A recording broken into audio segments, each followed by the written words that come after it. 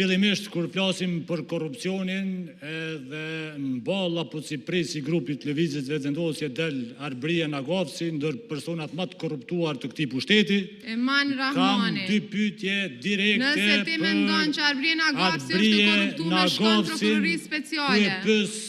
Si ka kry pagesë mbi 1.4 milion euro për programin Gjuha Shqipe dhe kompjuteri, kujt ja ka jep ato pare, si dhe qysh ka pagu një shport me vlerë 12 euro, 220 euro. Besoj që kjo çështje do të shpërfaqte jashtëzakonisht shumë punën dhe angazhimin e ministrës, edhe korrupsionin, edhe gjithçka. Këtë çështje e kam ngritë, edhe so kam qenë pjesë e Lëvizjes Vetëvendosje, asnjëherë përgjigje s'kom marrë, madje sot pranova një dokument nga thesari i shtetit, ku seancën për një çështje tjetër. Në atë dokument thuhet, unë e di që e ki vështirë me i kuptu këtë çështje, për shkak që nuk ka ra me u marrë, ke qenë për 4 vite në pozitën e ministrës, edhe natyrisht që po jem të marrë edhe me këtë aktivitetet që në bëjë, cilat janë dokumente, kom kërku qasje publike në dokumente zyrtare dhe kanë mosh përfaq edhe në Ministrinë e Drejtësisë, edhe të Arsimit, edhe në secilën ministri të caktuar. Por kjo ka ndërlidhje direkte me buxhetin, me çështjen cilat janë interes i qytetarëve, edhe këtu jam për me fol për këto çështje.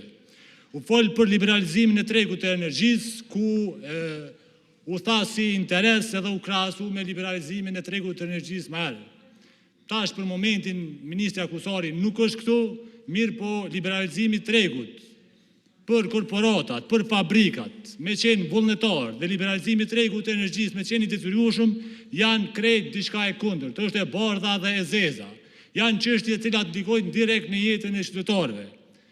Në kohën kur është bërë liberalizimi i tregut të energjisë, që në mënyrë vullnetare, me pas të drejtë, me dal fabrikat, ka qenë për me ju jep mundësia që ata me marrë rrymën më lirë, me kriju një produkt, një prodhim me kosto shumë më të lirë. Në kohën kur ju i keni vendosur në tregun e lirë të energjisë, ju i keni detyruar dhunshëm dhe nuk kanë alternativë tjetër, dhe sot fabrikat në vendin tonë paguajnë 3 fish çmimin e energjisë. Dhe si rezultat qytetari paguan shumë më shumë se cilin produkt që prodhohet në vendin tonë. Ky është dallimi i të kalumes dhe të tashmes sa i përket liberalizimit të tregut të energjisë, që besoj që e kupton edhe ministrja, edhe ajo e cila unë borë pak ma herët që iku nga këtu. Unë si deputet në legjislaturën e kalume nuk e kom votu strategjin apatmesme të energjisë. Arsyeja e vetme pse nuk e kam votu dhe mbështet ka qenë mos ndërtimi termocentralit të ri.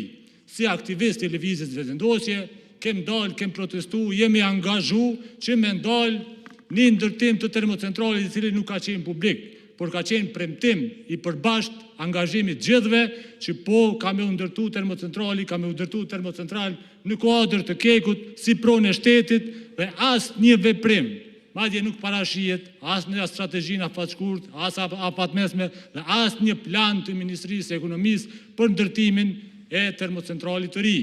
Kjo është fatale për Kosovën. Paramendoje si kur këto vite kishmi termocentralin e ri, cilat kishin me qenë të hyrat e buxhetit, cilat kishin me qenë gjendja financiare në vendin tonë. Këto kanë ndiku jashtëzakonisht shumë në ngritjen dhe rritjen e kostos e jetës së qytetarëve në përgjithësi. Andaj, gjatë kësaj periudhe, siç ka ndodhur edhe me ligjin për tatimin pronë, ku është shtyr sa herë që kanë ardhur zgjedhjet, po shtyhet ose po transferohet rritja, sepse nuk po shtyhet. Krejt këto që kanë pas me u pagu, me rritje të çmimit të energjisë elektrike, do të transferohen pas zgjedhjeve, sepse ligji, regulativa e obligon ministrin, e obligon ZRE-n me i pranu gjitha aktivitetet cilat i kanë në kosto të çmimit. Dhe importin me çmimit cilin e keni marrë gjatë kësaj periudhe ka me qenë detyrueshme krejt me ju faturu qytetarëve, amo këta keni vendosur me lënë mbas zgjedhjeve dhe jo tash në këtë kohën ku ka qenë e planifikuar sipas juve dhe sipas procedurave tjera.